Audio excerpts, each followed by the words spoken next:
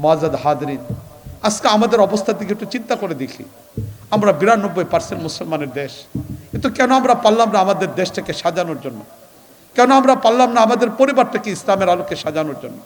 কেন আমরা পারলাম না আমাদের সমাজটাকে ইসলামের আলোকে সাজানোর জন্য? এতটা বৎসর, 54টা বৎসর 92% মুসলমানের দেশে কেন বাংলাদেশের সংবিধানটাকে ইসলাম বানাইতে পারলাম না? কোরআন কেন বানাইতে পারলাম না? ব্যর্থতা আমার, ব্যর্থতা আমাদের, ব্যর্থতা আমাদের সকলের। যদি আজও পর্যন্ত অবস্থা থেকে বের না হই, আজও যদি নিজেদের পরিবর্তন না করি, তাহলে শুধু 94 বছর নয়, বরং 1000 বছর চলে যাওয়ার পরও বাঙালি মুসলমানের জিন্দিগিতে ভালো কোনো কিছু আসবে না। এই জন্য আসুন নিজেরা তৈরি হই, আল্লাহর সাথে সম্পর্ককে মজবুত করি। আগে নিজে বাতি জ্বলতে হবে, তাহলে এই বাতি থেকে আরেকটা বাতি জ্বলবে, প্রদীপ থেকে প্রদীপ জ্বলে। প্রথম বাতিটাই যদি তেলহীন হয়, এটা আরেকটাকে জ্বলাইতে পারবে না। এই জন্য আল্লাহর সাথে সম্পর্ককে মজবুত করি।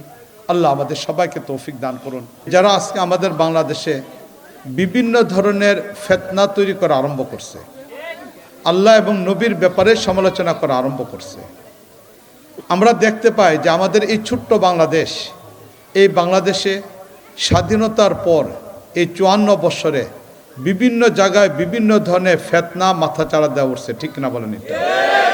কখনো কাদিয়ানিরা এদেশে মাথাচাড়া দেওয়া ওঠে, তারা বিভিন্ন সময় বিভিন্ন ইস্যুকে অবলম্বন করে আমাদের এই শান্ত ধর্মীয় সম্প্রীতিশীল বাংলাদেশকে অশান্ত করার চেষ্টা করে। নিশ্চিতভাবে যে কাদিয়ানিরা কাফের, এবং যারা কাদিয়ানিকে কাফের মনে করবে না, তারাও হলো কাফের। হিন্দুকে যদি আমি কাফের মনে না করি, তাহলে আমার ঈমান যাবে না। কিন্তু কাদিয়ানিরা শুধু এতটুক না, বরং তারা সম্পূর্ণভাবে কাফের। শুধু কাফেরই না, তাদেরকে যদি কোনো মুসলমান মনে করে, এমনকি তাদেরকে কাফের মনে না করে, তাহলেও তাদের ঈমান থাকবে না। একের পর এক এই কাদিয়ানিদের ইস্যু আজকে আমাদের বাংলাদেশে 54 বছরে মাথা ব্যথার কারণ হয়ে দাঁড়াইছে। যখন এই তাওহীদি জনতা তাদের বিপক্ষে কখনো আন্দোলনে গিয়েছে, তখন এই কাদিয়ানিদের রাষ্ট্রীয় শক্তিকে ব্যবহার করে, বিদেশি শক্তিকে ব্যবহার করে তাওহীদি জনতার উপরে জুলুম নির্যাতন করেছে। 2023-এ যে সরকার ক্ষমতা আসার সময় মাথার মধ্যে পট্টি বাঁধছিল, যে সরকার ক্ষমতা আসার সময় হাতের মধ্যে তসবিহ ব্যবহার করছিল, যে সরকার ক্ষমতা আসার সময় বলছিল বাংলাদেশ মদিনা সনদে চলবো, মনে আছে তো সরকারের কথা নাকি? ভারতের মাল ভারতে চলে গেছে, যেখান থেকে আসছিল সেখানেই চলে গেছে। তো এই যে এই সরকার আসার সময় মাথার মধ্যে পট্টি দেয়া, হাতে তসবিহ নেয়া, মদিনা সনদে দেশ চলাবে বলছিল, ওই সরকারের সময় 2023-এ যখন পঞ্চগড়ে কাদিয়ানিরা মাথাচাড়া দিয়ে উঠলো, তখন ওই তাওহীদের জনতা প্রতিবাদ করতে গেল, সেখানে গুলি চড়ে 23 জনের উপরে মানুষকে শহীদ করতে হয়েছে। কি পরিমাণ জুলুম নির্যাতন হয়েছে শুধু কাদিয়ানির বিষয়টাকে চিন্তা করে দেখেন। ঠিক এরকমভাবে নাস্তিকবাদ যখন আমাদের দেশে মাথাচাড়া দিয়ে উঠলো, বিশেষ করে 2013-তে যখন সেই শাহবাগে নাস্তিকবাদ মাথাচাড়া দিয়ে উঠলো, পরিস্থিতি এত জটিল আকার ধারণ করলো যে সাধারণ একজন মানুষ মসজিদে যাওয়াটাকে ভয় পেত, মানুষের খারাপ দৃষ্টি ভয় তৈরি করে ফেলতো। স্বাভাবিক মসজিদে যাওয়ার জন্য উলামায়ে কেরাম ইসলামী পোশাক যারা পরিধান করত, এমন একটা জটিল পরিবেশ যখন হয়ে গেছিল। 2017-তে আমার বাংলাদেশের ঐতিহ্যশীল জেলা ভোলা, সেই ভোলাতে যখন নবীর বিপক্ষে কিছু মানুষ কথা বলল, আর এর প্রতিবাদ করার জন্য তাওহীদি জনতা মাঠে নেমে আসলো, 7 জন নবী প্রেমিক শাহাদত বরণ করেন। তাহলে একের পর এক আমাদের বাংলাদেশে ইস্যুগুলো তৈরি হয়, কখনো হিন্দু, কখনো কাদিয়ানি, কখনো নাস্তিক, কখনো একের পর এক নবীকে গালি দেওয়া, এবং নতুন করে আসতেছে বাউল। এই যে একের পর এক সমস্যা আমার বাংলাদেশে, অথচ এই বাংলাদেশ 92% মানুষ মুসলমান। এদেশে শাহজালাল রাহিমাহুল্লাহ, ওনার মাধ্যমে ইসলাম আমরা পেয়েছি। এদেশে শাহপুরান রাহিমাহুল্লাহ, ওনার মাধ্যমে আমরা ইসলাম পেয়েছি। শাহ মাকদুম রুমি, ওনার মাধ্যমে আমরা ইসলাম পেয়েছি। কখনো একের পর এক আল্লাহ ওয়ালাদের মাধ্যমে এই অঞ্চলগুলিতে আমরা ইসলাম পেয়েছি। এখানে রাষ্ট্রীয় পেশি শক্তি নয়, বরং জনগণকে দাওয়াত তাবলীগের মাধ্যমে, আল্লাহ ওয়ালাদের মাধ্যমে এদেশে ইসলাম রাষ্ট্রীয় ক্ষমতায় গিয়েছিল এবং এই দেশের মানুষ ইসলামের সাথে পরিচয় হয়েছে। এই যে দেশের মানুষ ইসলামের সাথে সম্পর্ক, এই 54 বছরের ভিতরে 92% মুসলমানের দেশে রাষ্ট্রীয় ক্ষমতার ব্যক্তিরা পরিবর্তন হয়েছে, ইসলামের পক্ষে কেউ কাজ করে নাই, ঠিক না বলেন? এটা মাদ্রাসা নির্মাণ করে জনগণের টাকার মাধ্যমে, শিক্ষকদের বেতন, এতিমদের খরচ, এটা জনগণের টাকার মাধ্যমে হয়। এদেশে ইসলাম জনগণের আর্থিক সহযোগিতার মাধ্যমে টিকে আছে। ক্ষমতায় যারা গিয়েছে, ক্ষমতার পরিবর্তন হয়েছে, সামান্য পরিমাণ ইসলামকে ব্যবহার করেছে, ইসলামের কাজ করে নাই। এই জন্য মুআজ্জাজ হাজরিন, এই 54 বছর পরে এখন আমাদের নতুন করে ভাবা দরকার। এখন আমাদের চিন্তা করা দরকার যে এই 54টা বছর পর্যন্ত আমরা ক্ষমতার পরিবর্তন দেখলাম, কিন্তু ইসলামের পক্ষের কাজ কন্যা কাউকে দেখে নাই। তা এখন ইসলাম পরিবর্তনের জন্য, ইসলামের দেশে টিকায় রাখার জন্য রাষ্ট্রীয় ক্ষমতাও পরিবর্তন দরকার। যতক্ষণ পর্যন্ত রাষ্ট্রকে ইসলামের আলোকে তৈরি না করা হবে, এতক্ষণ পর্যন্ত এই দেশে ইসলাম টিকে থাকবে না। মুআজ্জাজ হাজরিন, গত মাসে আফগানিস্তানের সরকার, যে আফগানিস্তানকে আমরা নাম শুনতে ভয় পাই, আমেরিকা এই আফগানিস্তানের বিপক্ষে এত বেশি পরিমাণ মিথ্যা সংবাদ পরিবেশন করেছিল, আমাদের হৃদয়ের মধ্যে আফগানিস্তান শুনতেই মনে হতো যেন এটা একটা সন্ত্রাসী রাষ্ট্র। ওসামা বিন লাদেনকে মনে করা হতো সন্ত্রাসী, মোল্লা উমরকে বলা হতো সন্ত্রাসী। আফগানিস্তানকে একটা সন্ত্রাসী রাষ্ট্র বানিয়ে সেখানে কখনো রাশিয়া আক্রমণ করেছে, কখনো আমেরিকা আক্রমণ করেছে। কিন্তু দীর্ঘ 50 বছর এই আফগানিস্তানের মানুষগুলো নিজেদের দেশকে বহিরাগত শত্রুর আক্রমণ থেকে রক্ষা করার জন্য যুদ্ধ করেছে। যেমন 71-এ আমার বাংলাদেশের মানুষ পাকিস্তানের বিপক্ষে যুদ্ধ করেছিল, দেশের স্বাধীনতা সার্বভৌমত্বকে রক্ষা করার জন্য। আফগানিস্তানের মানুষগুলো নিজের দেশকে রক্ষা করার জন্য 1 বছর নয়, 2 বছর নয়, দীর্ঘ 50 বছর পর্যন্ত যুদ্ধ করছে। কখনো রাশিয়ার বিপক্ষে, কখনো আমেরিকার বিপক্ষে। শেষ পর্যন্ত আমেরিকা দীর্ঘ 20 বছর পর্যন্ত 42টা রাষ্ট্রের সমন্বয়ে নাটো বাহিনী তৈরি করে যুদ্ধ করলো, পারে নাই, পরাজিত হলো। 2021-এ যখন চলে গেল, এই 21-এ চলে যাওয়ার পর থেকে নিয়ে আলহামদুলিল্লাহ অল্প সময়ের মধ্যে আফগানিস্তান আজকে অর্থনৈতিকভাবে স্বাবলম্বী একটা দেশ, নিরাপত্তা চলে আসছে, সব কিছুই চলে আসছে। গত মাসে আফগানিস্তানের সরকারের পক্ষ থেকে আমাদের বাংলাদেশের কিছু উলামায়ে কেরামদেরকে দাওয়াত দেওয়া হয়েছিল, তারা যেন আফগানিস্তানে যান, যাওয়ার পরে যেন আফগানিস্তানকে দেখেন ইসলামের আলোকে তারা কিভাবে সাজাচ্ছে, ইসলামের রাষ্ট্র চলাইতে গিয়ে কোথাও কোনো সমস্যা হচ্ছে কিনা, এই বিষয়গুলিকে নিয়ে ওনারা পরামর্শ করার জন্য বাংলাদেশ থেকে কিছু উলামায়ে কেরামকে দাওয়াত দিলেন। যাদেরকে দাওয়াত দিলেন এদের মধ্যে মৌলানা মামুনুল হক সাহেব ছিলেন, এদের মাধ্যমে মধুপুরের পীর মৌলানা আব্দুল হামিদ সাহেব ছিলেন, এদের মাধ্যমে আমাদের মৌলানা আব্দুল আউয়াল সাহেব ছিলেন নারায়ণগঞ্জের, এদের মধ্যে থেকে মৌলানা মনির কাসিমি সাহেব ছিলেন, হাবিবুল্লাহ মাহমুদ কাসিমি ছিলেন, আমাদের বড় মসজিদের আব্দুল হক সাহেব ছিলেন, আমিও ছিলাম। এই 7 জনকে আফগানিস্তানের সরকারের পক্ষ থেকে দাওয়াত দেওয়া হয়েছিল, রাষ্ট্রীয় মেহমান হিসেবে নিয়ে যাওয়া হয় এবং তাদেরকে সর্বোচ্চ পর্যায়ে রাষ্ট্র মেহমান হিসেবে আফগানিস্তানের সরকারের স্বরাষ্ট্রমন্ত্রী, পররাষ্ট্রমন্ত্রী সহ সর্বোচ্চ মন্ত্রণালয়ের ব্যক্তিরা সাক্ষাৎ করেন এবং দীর্ঘ সময় পর্যন্ত ইসলাম কিভাবে তারা প্রতিষ্ঠা করছেন, ইসলামের কাজ কিভাবে হচ্ছে এবং কোথাও কোনো ধরনের সমস্যা হচ্ছে কিনা, এই মাসলাগুলিকে নিয়ে ওনারা আলোচনা করছেন। এই আলোচনার ভিতরে আফগানিস্তানের পররাষ্ট্রমন্ত্রী আমির মুত্তাকি একটা গুরুত্বপূর্ণ কথা বলেছেন। মুআজ্জাজ হাজরিন, যে কথাটা আমি শুরু করছিলাম, যে আমার আগের বক্তা আম্মার সাদিক সাহেব যেখানে আলোচনা শেষ করেছিলেন যে বাউলরা আজকে আমার বাংলাদেশে মাথা চাড়া দিয়ে উঠছে, অথচ আমরা একটা প্রতিবাদই করতে পারছি। রাষ্ট্র হয়তো তাদের কাউকে গ্রেফতার করে কিছুদিন পরেই ছেড়ে দেয়, কিন্তু মুআজ্জাজ হাজরিন, এই সমস্যার সমাধান এককভাবে কখনো করা সম্ভব না। হয়তো কোনো একটা ইস্যু তৈরি হবে, 2013-তে নাস্তিকবাদ মাথাচাড়া দিয়ে উঠলো, আমরা তাওহীদের জনতাকে নিয়ে গেলাম, লাশ হিসেবে ফিরে আসলাম 90 জনের উপরে, ঠিক না বলেন? এটা পঞ্চগড়ে তাওহীদের জনতা কাদিয়ানীদের বিপক্ষে দাঁড়ালো, লাশ হইতে হলো 23 জনের মতো। সেই ভুলাতে নবীর ভালোবাসায় তাওহীদের জনতা রাস্তা দাঁড়ালো, লাশ হতে হলো 7 জন। সেই আমাদের ব্রাহ্মণবাড়িয়া সেখানে একই অবস্থা। মোদি যখন বাংলাদেশে আসতে চাচ্ছিল এমন অবস্থায় প্রতিবাদ করতে গিয়ে 14 জনের লাশ ধরতে হলো। তাহলে মুআজ্জাজ হাজরিন, এই যে একের পর এক নির্যাতন নিপীড়ন, আমরা মাঠে গিয়ে দাঁড়াই, নির্যাতন হয়, আন্দোলন হয়, কিন্তু যতক্ষণ পর্যন্ত রাষ্ট্রীয় ক্ষমতা পরিবর্তন না হবে এতক্ষণ পর্যন্ত এই ক্ষুদ্র আন্দোলন ফলাফল অর্জন করা যাবে না। ঠিক না বলেন? এটা এই কথাটাই বলেছিলেন সে আফগানিস্তানের স্বরাষ্ট্রমন্ত্রী আমির মুত্তাকি হাফিজাহুল্লাহ।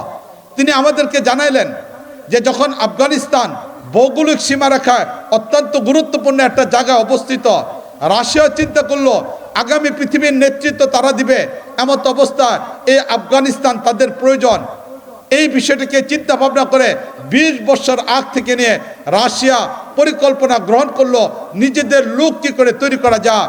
এই ধারাবাহিকতা সে আফগানিস্তানের সামান্য একটা মানুষ, সে যদি আবেদন করতো রাশিয়া যাওয়ার জন্য, তার ব্যবস্থা করে দেওয়া হতো, শিক্ষার ব্যবস্থা দেওয়া হতো, তাদেরকে লেখাপড়া করানো হতো, স্কলারশিপ দেওয়া হতো, বিভিন্ন সুযোগ সুবিধা তাদেরকে দেওয়া হলো।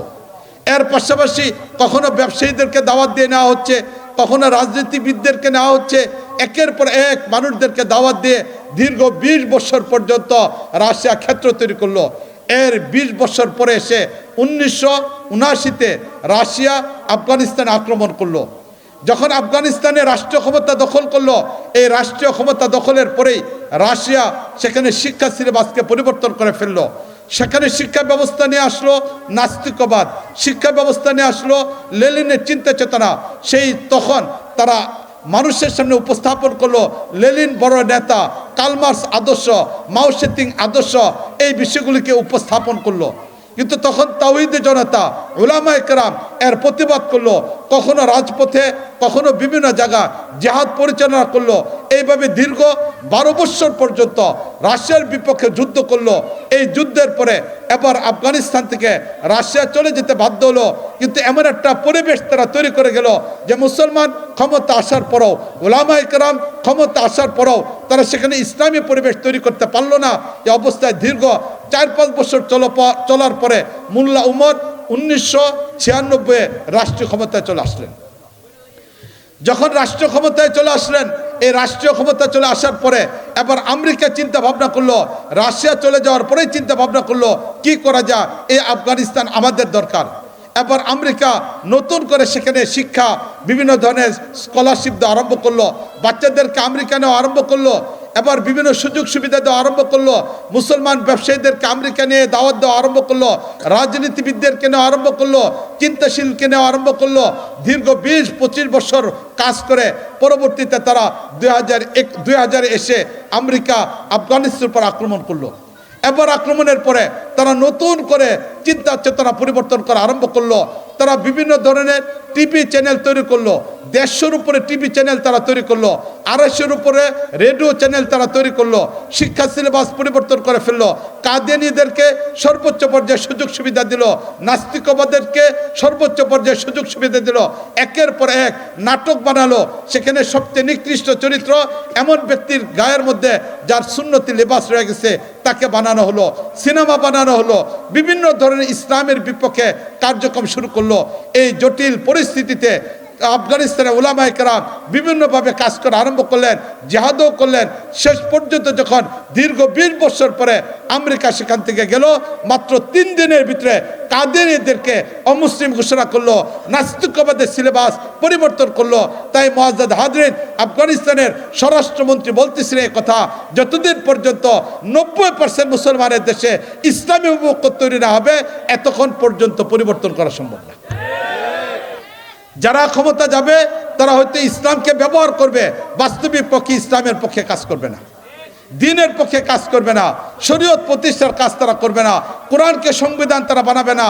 তাই আমাদের দেশে সত্যিকার অর্থে 92% মুসলমান যদি আমরা এদেশে ইসলামকে নিয়ে থাকতে চাই, দ্বীনকে নিয়ে থাকতে চাই, তাহলে আমাদের প্রয়োজন হলো ব্যক্তি জীবন, পারিবারিক জীবন, সামাজিক জীবন, রাষ্ট্র জীবন, আন্তর্জাতিক জীবন, পূর্ণ জায়গায় ইসলামকে প্রতিষ্ঠা করা। সবচেয়ে গুরুত্বপূর্ণ বস্তু হলো রাষ্ট্রীয় ক্ষমতা ইসলামের দ্বারা করা। এটা যদি আমাদের পক্ষে সম্ভব হয়, বাকি সমস্যাগুলো দ্রুত গতিতে সমাধান করা সম্ভব। রাসূল করিম সাল্লাল্লাহু আলাইহি ওয়াসাল্লাম মক্কায় 13 বছর ছিলেন। সে অবস্থা আমরা কম বেশি জানি। নবী করিম সাল্লাল্লাহু আলাইহি ওয়াসাল্লাম কি পরিমাণ নির্যাতিত ছিলেন। ওই তো আম্মারের পরিবারের উপর নির্যাতন চলতেছে।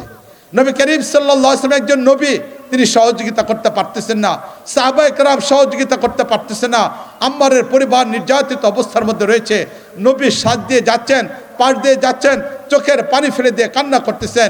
নবী সান্ত্বনার বাণী হলো যে ইসবিরু ইয়া আলে আম্মার, হে আম্মারের পরিবার তোমরা ধৈর্য ধারণ করো, এর বিনিময়ে মালিক আল্লাহ রাব্বুল আলামিন তোমাকে জান্নাত দান করবেন। এই তো নবী করিম সাল্লাল্লাহু আলাইহি ওয়াসাল্লাম ওই যুগের শাসিত মানুষ যারা ক্ষমতার মধ্যে ছিল, মুসলমানকে নির্যাতন করা হচ্ছে, নবী সেখানে অসহায়, শুধু পরিবারকে সান্ত্বনার কথা বলতেছেন, এর বেশি নবী কিছু বলতে পারতেছে না। ওই তো বেলালের উপর নির্যাতন, মুসলমানদের সংখ্যা কম, রাষ্ট্রীয় ক্ষমতা নাই, বেলালের উপর নির্যাতন, না কোনো কিছু করা যাচ্ছে না। এবার হযরত আবু বকর রাদিয়াল্লাহু তাআলা আনহু বেলালকে কিনে আজাদ করে দিলেন, এর বাইরে কিছু করতে পারতেছে না। ওই তো সুমাইয়া রাদিয়াল্লাহু তাআলা আনহু শাহাদাত বরণ করলেন। নবী করিম সাল্লাল্লাহু আলাইহি ওয়াসাল্লাম মুসলমান, অসহায়, রাষ্ট্রীয় ক্ষমতা নেই, প্রভাব নেই, প্রতিপত্তি নেই, কোনো কিছু করতে পারলেন না। ওই তো ইয়াসির রাদিয়াল্লাহু তাআলা আনহু শাহাদাত বরণ করলেন, মুসলমানরা অসহায়, কোনো কিছু করতে পারলেন না। কিন্তু মুআজ্জাদ হাজরিন, এবার যখন নবী করিম সাল্লাল্লাহু আলাইহি ওয়াসাল্লাম মক্কা থেকে মদিনায় চলে গেলেন, মদিনায় যাওয়ার পরে ইসলামী রাষ্ট্র ব্যবস্থা তৈরি হলো। আর ইসলামী রাষ্ট্র ব্যবস্থা তৈরির পরে এবার নবী করিম সাল্লাল্লাহু আলাইহি ওয়াসাল্লাম যেখানে মক্কায় নির্যাতিত সাহাবায়ে কেরামের পাশে সান্ত্বনা দিলেন, প্রতিরোধ করতে পারলেন না। এবার নবী করিম সাল্লাল্লাহু আলাইহি ওয়াসাল্লাম তৎকালীন যুগের সুপার পাওয়ার রোমের বাদশা হিরাক্লির কাছে চিঠি লিখলেন। সাল্লাল্লাহু আলাইহি ওয়াসাল্লাম ইরানের বাদশাহ খসরু পারভেজের কাছে চিঠি লেখা পাঠালেন, পরিষ্কারভাবে বলে দিলেন আসলিম তাসলাম, ইসলাম গ্রহণ করো, নিরাপত্তা পেয়ে যাবে। ইসলামের বিপক্ষে যদি যাও তোমাদের রাষ্ট্র হারাইতে হবে, কোনো কিছু করা যাবে না। এবার চিন্তা করে দেখেন, দীর্ঘ 13 বছর সান্ত্বনার বাণী, 13 বছরের পরে রাষ্ট্রীয় ক্ষমতা মুসলমানদের কাছে এবার সুপার পাওয়ার, চোখে চোখ রেখে বা হাতে হাত রেখে পরিষ্কারভাবে বলে দেওয়া হচ্ছে যে ইসলাম মানো, বিকল্প কোনো পথ নেই। এই জন্য রাসূল করিম সাল্লাল্লাহু আলাইহি ওয়াসাল্লাম আমাদের জীবনের জন্য আদর্শ।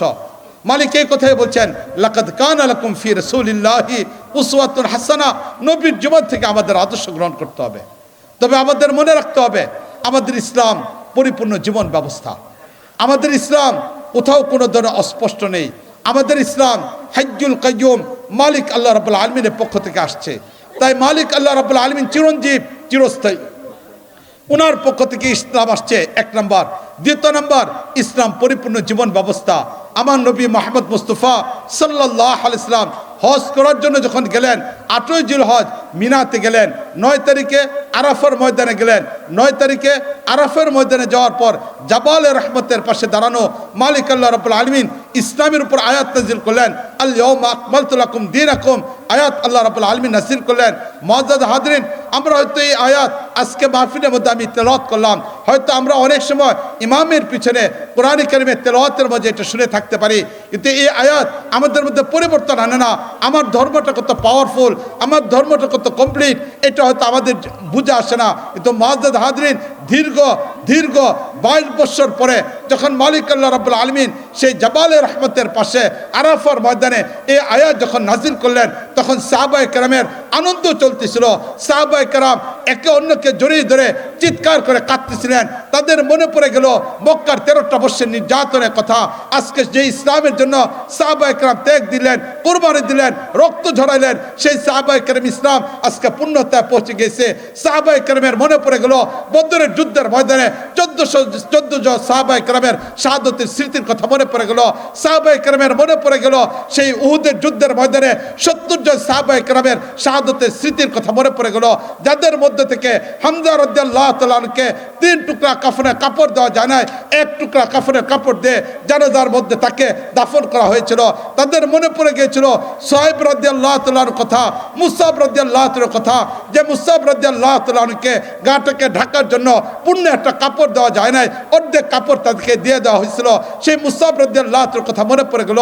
সাহাবায়ে কেরামের মনে পড়ে গেল খন্দকের যুদ্ধের ময়দানে পেটের মধ্যে পাথর বাঁধতে হয়েছে, নবী করিম সাল্লাল্লাহু আলাইহি ওয়াসাল্লাম পেটের মধ্যে পাথর বাঁধছেন। সাহাবায়ে কেরামের মনে পড়ে গেল, সাহাবায়ে কেরামের মনে পড়ে গেল সেই দুঃখ যন্ত্রণার কথা। দীর্ঘ বলতে গেলে 19 বছর পর্যন্ত কাবাকে দেখতে পারেন না।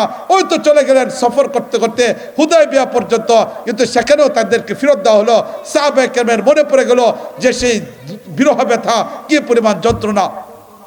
এরপরে সাহাবায়ে কেরামের একের পর এক ত্যাগ আর কুরবানির কথা মনে পড়লো। এরপরে যখন নবী করিম সাল্লাল্লাহু আলাইহি ওয়াসাল্লামের উপর আয়াত নাযিল হলো, সাহাবায়ে কেরাম আনন্দে কাঁদতেছিলেন, একে অন্যকে জড়িয়ে ধরতেছিলেন। সেদিন তাদের কাছে এটা এক আনন্দের বস্তু ছিল যে ইসলাম পূর্ণ হয়ে গেছে, ইসলামের জন্য রক্ত ঝরা পূর্ণতায় পৌঁছে গেছে, ইসলামের জন্য ত্যাগ দেওয়া পূর্ণতায় পৌঁছে গেছে। তাই আমাদের ইসলাম পরিপূর্ণ একটা জীবন ব্যবস্থা, আমাদের ইসলাম পরিপূর্ণ একটা জীবন ব্যবস্থা। আমাদের ইসলাম, আমাদের নবী মুহাম্মদ মুস্তাফা সাল্লাল্লাহু আলাইহি ওয়াসাল্লাম ইসলাম কিভাবে প্রতিষ্ঠা হবে নামাজের যেমন শিক্ষা দিয়েছেন, ওযুর শিক্ষা দিয়েছেন, তায়াম্মুমের শিক্ষা দিয়েছেন, গোসলের শিক্ষা দিয়েছেন, বাথরুমে যাওয়ার শিক্ষা দিয়েছেন, বাজার করার শিক্ষা দিয়েছেন, বিবাহ শিক্ষা দিয়েছেন, লেনদেন করার শিক্ষা দিয়েছেন, চাকরির শিক্ষা দিয়েছেন, কৃষিকাজের শিক্ষা দিয়েছেন। আমার নবী জীবনের প্রতিটা বস্তু শিক্ষার সাথে সাথে রাষ্ট্র বিষয়েও শিক্ষা দিয়েছেন। ঠিক না বলেন? এটা আমার নবী শুধু নামাজের শিক্ষা দিবেন, রাষ্ট্র নাস্তিকরা চলাবে। আমার ধর্ম এমন সম্পূর্ণ ধর্ম না। আমার ধর্ম এমন না যে ইমামতি করবেন একজন আর রাষ্ট্র আরেকজন চালাবে, এমন ধর্ম আমার না। আমার ধর্ম হলো এমন ধর্ম যে ধর্মের নবী একদিক থেকে ওহির কোরআনে কারীম তেলাওয়াত করতেন, তিনি রাষ্ট্র চালাইতেন। আমার নবীর সাহাবায়ে কেরাম, তিনি আবু বকর একদিক থেকে সবচেয়ে বড় আলেম, তিনি ওইখানে রাষ্ট্রপতি। নবী করিম সাল্লাল্লাহু আলাইহি ওয়াসাল্লাম বলছেন, আমার পরে যদি কেউ নবী হতো, লাউ কানা বা'দি নবিয়্যুন লাকানা উমর, আমার পরে যদি কেউ নবী হতো তাহলে উমরে হতো, তিনি একজন রাষ্ট্রপতি। আমার নবী সাল্লাল্লাহু আলাইহি ওয়াসাল্লাম উসমানের ব্যাপারে বলেছেন, লিকুল্লি নবিয়্যিন রফিকুন ফিল জান্নাহ ওয়া রফিকি ফিল জান্নাহ। উসমান ইবনে আফফান পৃথিবীর প্রত্যেক নবীর জন্য জান্নাতে একজন বন্ধু হবে, আমার জান্নাতের বন্ধু হলো উসমান ইবনে আফফান, তিনি একজন রাষ্ট্রপতি। আমার নবী বলেছেন আলীর ব্যাপারে, আনা মদিনাতুল ইলমি ওয়া আলী বাবুহা, আমি হলাম ইলমের শহর, এই শহরে যদি কেউ ঢুকতে হয় আলীর মাধ্যমে ঢুকতে হবে, সে একজন রাষ্ট্রপতি। তা আমার নবী রাষ্ট্রপতি ছিলেন। আমার নবী নামাজের শিক্ষা দিয়েছেন, আমার নবী রোজার শিক্ষা দিয়েছেন, আমার নবী হজের শিক্ষা দিয়েছেন, আমার নবী ওযু করার পদ্ধতি শিক্ষা দিয়েছেন, আমার নবী জীবনের প্রতিটা বস্তু যেমনভাবে শিক্ষা দিয়েছেন, আমার নবী রাষ্ট্র পরিচালনার শিক্ষা দিয়েছেন। ঠিক না বলেন? এটা তাহলে যে নবী রাষ্ট্রপতি ছিলেন, যে আবু বকর রাদিয়াল্লাহু তাআলা রাষ্ট্রপতি ছিলেন, যে ওমর রাদিয়াল্লাহু তাআলা রাষ্ট্রপতি ছিলেন, যে উসমান রাদিয়াল্লাহু তাআলা রাষ্ট্রপতি ছিলেন, যে আলী রাদিয়াল্লাহু তাআলা রাষ্ট্রপতি ছিলেন, যে হাসান রাদিয়াল্লাহু তাআলা রাষ্ট্রপতি ছিলেন, যে মুয়াবিয়া রাদিয়াল্লাহু তাআলা রাষ্ট্রপতি ছিলেন, ইসলামী সাহাবাদের মধ্যে থেকে 6 জন সাহাবী রাষ্ট্রপতি ছিলেন। আঞ্চলিক গভর্নর অনেকেই ছিলেন, আঞ্চলিক গভর্নর অনেকেই ছিলেন। মুয়াবিয়া রাদিয়াল্লাহু তাআলা আনহু শামের ছিলেন, আমির ইবনে আস রাদিয়াল্লাহু তাআলা আনহু মিশরের মধ্যে ছিলেন, হযরত আব্দুল্লাহ ইবনে সামুরা রাদিয়াল্লাহু তাআলা আনহু আফগানিস্তানের কাবুলেতে ছিলেন। এমন গভর্নর অনেকেই ছিলেন, কিন্তু রাষ্ট্রপতি নবী সাহাবাদের মধ্যে থেকে 6 জন ছিলেন। আবু বকর ছিলেন, উমর ছিলেন, উসমান ছিলেন, আলী ছিলেন, এরপরে হাসান ছিলেন, মুয়াবিয়া রাদিয়াল্লাহু তাআলা ছিলেন। তাহলে এই ইসলাম রাষ্ট্র পরিবর্তন কিভাবে হবে এটা অস্পষ্ট থাকবে, হতে পারে এটা কখনো মেনে নেওয়া যেতে পারে। তাহলে আমার নবী রাষ্ট্রপতিও ছিলেন, রাষ্ট্র পরিচালনার পদ্ধতিও দেখা দিচ্ছেন। এবার রাষ্ট্র কিভাবে পরিচালনা হবে, আমার নবী 2টা পদ্ধতি দেখাইছেন। নাম্বার 1, হয়তো নবীর মদিনার জীবন গ্রহণ করতে হবে, না হলে মক্কার জীবন গ্রহণ করতে হবে। আমার নবী মদিনা রাষ্ট্র প্রতিষ্ঠা করছেন গণজোয়ারের মাধ্যমে, গণজোয়ারের মাধ্যমে রাষ্ট্র প্রতিষ্ঠা করছেন, গণতন্ত্রের মাধ্যমে নয়, গণজোয়ারের মাধ্যমে।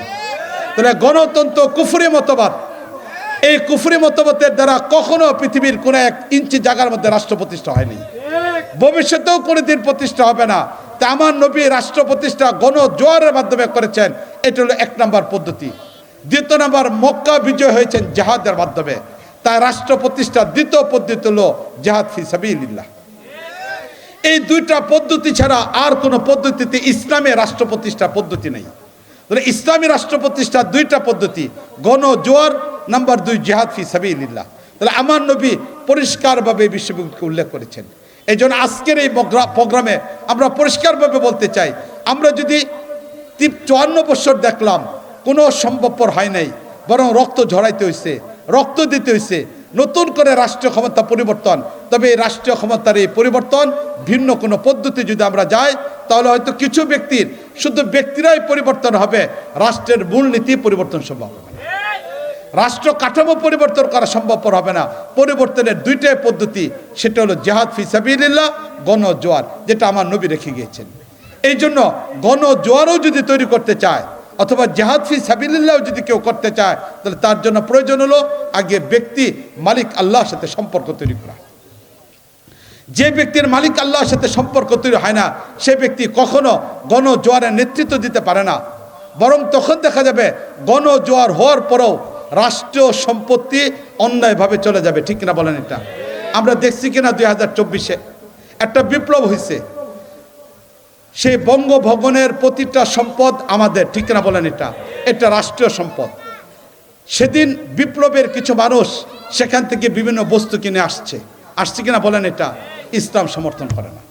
যতক্ষণ পর্যন্ত ইমানে মজবুত তৈরি না হবে, রাষ্ট্রের সম্পদ এটা যতক্ষণ পর্যন্ত এই বিশ্বাস তৈরি না হবে এবং এই সম্পদের কারণে মালিক আল্লাহর কাছে জবাবদিহিতা করতে হবে, এই ভয় তৈরি না হবে, এমন ব্যক্তিদের দ্বারা বিপ্লব তৈরি হলে এই বিপ্লব ফিতনার কারণ হয়ে দাঁড়াবে, এটা কখনো ইসলাম প্রতিষ্ঠার হবে না। ছোট্ট একটা ঘটনা আমি আপনাদের সামনে তুলে ধরি। ইরান অত্যন্ত সম্পদশালী একটা রাষ্ট্র ছিল। শুধু রাষ্ট্র নয়, এই ইরানের রাজা বাদশাহ তিনি যখন বাইরে কোথাও যাইতেন, খসরু পারভেজ, তিনি যখন বাইরে কোথাও যাইতেন তখন বাদশার জন্য শুধু বাবুর্চির সংখ্যা ছিল 250। যারা বাবুর্চি রান্না করে দিত 250 বাবুর্চি ছিল। এরপরে বাদশাহ যখন কোথাও যাইতেন, যাওয়ার আগে 3 কিলোমিটার পর্যন্ত জায়গা ঘেরাও দেওয়া হতো। এই 3 কিলোমিটার জায়গার ভিতরে একটা কার্পেট ব্যবহার করা হতো, যেই কার্পেটটা স্বর্ণের দ্বারা তৈরি করা। এই কার্পেটে 3 কিলোমিটার, এর মাঝখানে কোনো জনসাধারণ ঢুকতে পারবে না, এমন বুক বিলাসের জিন্দিগি। ওই ইরানের কিছু মানুষ এখনো আছে যাদের লকার থেকে 800 কেজির উপরে স্বর্ণ পাওয়া যায়। ঠিক না বলেন? এটা সেই অগ্নি পূজারী মানুষ ছিল ইরানের, আর এরা হলো এখন ভারতের মূর্তি পূজারী। নাহলে যেই জনগণের মানুষ না খেয়ে মরতে হয়, যে দেশের মানুষের উন্নয়ন না হয়, এ দেশের একজন মানুষের প্রধানমন্ত্রীর লকার থেকে কি করে এত পরিমাণ স্বর্ণ পাওয়া যায়, এটা আমাদের বুঝে আসে না। ঠিক না বলেন? এটা জনসাধারণের সাথে বাটপারি করে ছাড়া আর কোনো কিছু না। দেশের উন্নয়ন নয়, দেশকে বিক্রি করার ষড়যন্ত্র ছিল, দেশ বিদেশিদের কাছে দিয়ে দেওয়া ষড়যন্ত্র ছিল এটা।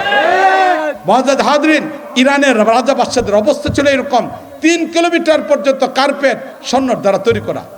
নবী করিম সাল্লাল্লাহু আলাইহি ওয়াসাল্লাম হাদিসে ইরশাদ করেছিলেন ইরান বিজয় হবে। সাহাবায়ে কেরাম রাদিয়াল্লাহু তাআলা আনহু ইরান বিজয়ের জন্য গেলেন।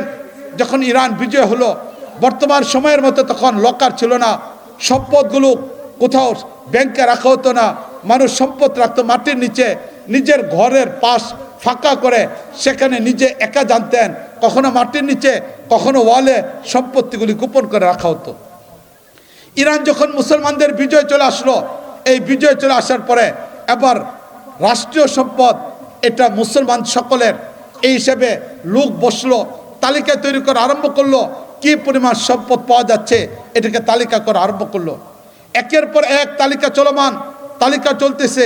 হঠাৎ করে দেখা গেল একজন মানুষ যার গায়ের কাপড়টা সুন্দর না, ভালো কোনো দামি কাপড় না, তার চুলগুলো পরিপাটি না, তিনি মানুষের মাঝে অপরিচিত একজন মানুষ। এই মানুষটা একটা মটকা কাদের মধ্যে তুলে নিয়ে আসলেন, পুরাতন একটা কলসি, যেটা আমাদের এরকম মটকা অথবা কলসি কাদের মধ্যে নিয়ে আসলেন। এই কলসির উপরের অংশটুকু খোলা, সেটা কাপড় দিয়ে ঢাকা না, কোনো মোহর দেওয়া না, এটা খোলা।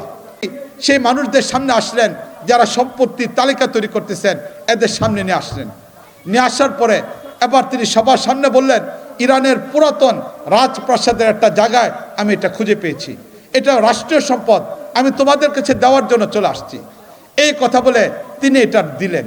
দেওয়ার পরে যখন সবাই এটা খুললো, খোলার পরে দেখলো এই পর্যন্ত যে পরিমাণ সম্পদ আসছে, যে পরিমাণ মুক্তা মনে আসছে, এর চেয়ে আরও বেশি পরিমাণ দামি মুক্তা মনে হয় এটার মাঝে রয়ে গেছে। এটা দেখার পরে গণনা করলেন, লোকটা এখনো পর্যন্ত দাঁড়ানো, এখনো পর্যন্ত লোকটা দাঁড়ানো। এই অবস্থার ভিতরে যখন গণনা করা শেষ, গণনার পরে এবার তিনি মালগুলিকে বুঝিয়ে দিয়ে চলে যাচ্ছেন। যারা গণনা করতেছিলেন তারা জানেন না এই লোকটাকে, যেহেতু তার দামি কোনো পোশাক ছিল না, চুলগুলো উস্কো খুস্কো ছিল, এরকম পরিপাটি কোনো মানুষ ছিল না। এমন অবস্থায় উনি যখন চলে যাচ্ছেন, পিছন থেকে একজন ডাক দিয়ে বললেন, ভাই তোমার পরিচয়টা বলো। উনি বললেন পরিচয়ের দরকার নাই। পিছন থেকে আরেকজন বলল যে দেখো, আমরা এই পরিমাণ যা পেয়েছি তার মধ্যে সবচেয়ে দামি মুক্তা তোমার এখানে পেয়েছি, তুমি তো শয়তানের ধোঁকায় পড়ে কোনোটা অন্যায় করো নাও, নিজের কাছে রেখে দাও নাই। এই কথাটা যখন বলার পরে লোকটা ফিরে দাঁড়ালেন, দাঁড়ায় শুধু এতটুকুই বললেন যে আমি একদিন কাবার চত্বরে ছিলাম, তখন নবী করিম সাল্লাল্লাহু আলাইহি ওয়াসাল্লাম একটা হাদিস ব্যবহার করছেন, রাষ্ট্রীয় সম্পদ রাষ্ট্রীয় সম্পদ, এটা ওই দেশের প্রতিটা নাগরিকের সম্পদ। রাষ্ট্রপতি যিনি হবেন তিনি একজন দারোয়ান। দারোয়ান যেমন কোনো একটা বিল্ডিংয়ের পাহারাদার থাকেন, এটার মালিক হন না। রাষ্ট্রীয় ক্ষমতায় যিনি থাকেন তিনি হলেন একজন দারোয়ান। তিনি রাষ্ট্রীয় সম্পদগুলো, জনগণের প্রতিটা সম্পদকে তিনি পাহারা দিবেন, ব্যক্তিগত কাজে সেটাকে ব্যবহার করতে পারবেন না। এটা ছিল ইসলামী নীতিমালা। নবী করিম সাল্লাল্লাহু আলাইহি ওয়াসাল্লামের কাছ থেকে আমি এই সংবাদটা শুনেছিলাম। সামিআত উজনায়া, আমার কান নবীর বলা সেই কথাটাকে শুনেছি। অবাসরাতু আইনায়া, নবী যখন বলেছিলেন তখন আমার দৃষ্টিতে নবীকে দেখেছিলাম। ও ওয়াও কলবি, নবীর কথাটা আমার হৃদয়ের মধ্যে সংরক্ষিত। যদি সেদিন নবীর কথাটা না শুনতাম, এত দামি সম্পদ যেখানে পেয়েছি বিকল্প কেউ ছিল না, দ্বিতীয় কোনো ব্যক্তি ছিল না, আমি এটা চুরি করতে পারতাম, নিজের কাছে রেখে দিতে পারতাম। নবীর জবানের পবিত্রতম হাদিস শোনার পরে এটা তোমাদের কাছে জমা দিচ্ছি। এই কথা বলে তিনি হাঁটা আরম্ভ করলেন। এই কথা বলে তিনি হাঁটা আরম্ভ করলেন। এবার উপস্থিত জনতা কিং কর্তব্য বিমূঢ়, তাদের বুঝে আসলো না। একটা মানুষ যার গায়ে কোনো দামি কাপড় নাই, একটা মানুষ যার চুলগুলো উস্কো উস্কো, একটা মানুষ যার আশেপাশে এমন কেউ নেই, পাহারাদারি কেউ নাই, এই মানুষটা হৃদয়ের মধ্যে এত ঈমান, এত মজবুত, আল্লাহর ভয়, আল্লাহর ভালোবাসা। এবার তারা পিছনে যাওয়া আরম্ভ করলেন। একজন গোয়েন্দাকে লাগাই দেওয়া হলো, যাও গিয়ে দেখে লোকটাকে। এবার যাওয়া আরম্ভ করলো। দেখতে দেখতে ইরান, যেখানে মুসলমানদের সৈন্য ক্যান্টনমেন্ট, এই ক্যান্টনমেন্টের দামি দামি তাঁবু তৈরি করা, সেখানে বিভিন্ন অফিসাররা আছেন, কিন্তু এই লোক অন্য কোনো তাঁবুতে ঢুকতেছেন না, বরং একদম ক্যান্টনমেন্টের লাস্টের দিকে ছিঁড়া একটা তাঁবুর মধ্যে ঢুকলেন। ঢুকার পরে সেখানে গিয়ে বসলেন। এবার যিনি গোয়েন্দা পিছনে তালাশ করতে করতে গেলেন, তিনি গিয়ে আশেপাশের মানুষদেরকে জিজ্ঞেস করলেন, আচ্ছা ভাই, এই তাঁবুর মধ্যে কে থাকে? তখন আশেপাশের মানুষগুলো বললেন, তুমি কি চিনো না এই লোকটাকে? উনি তো হলেন হযরত আমের রাদিয়াল্লাহু তাআলা। মুআজ্জাজ হাজরিন, বিপ্লব এভাবে হয় না। বিপ্লব তৈরির আগে বিপ্লবী চেতনা চিন্তাশীল মানুষের প্রয়োজন। মুআজ্জাজ হাজরিন, আজকে আমাদের অবস্থার দিকে একটু চিন্তা করে দেখি। আমরা ৯২% মুসলমানের দেশ, কিন্তু কেন আমরা পারলাম না আমাদের দেশটাকে সাজানোর জন্য? কেন আমরা পারলাম না আমাদের পরিবারটাকে ইসলামের আলোকে সাজানোর জন্য?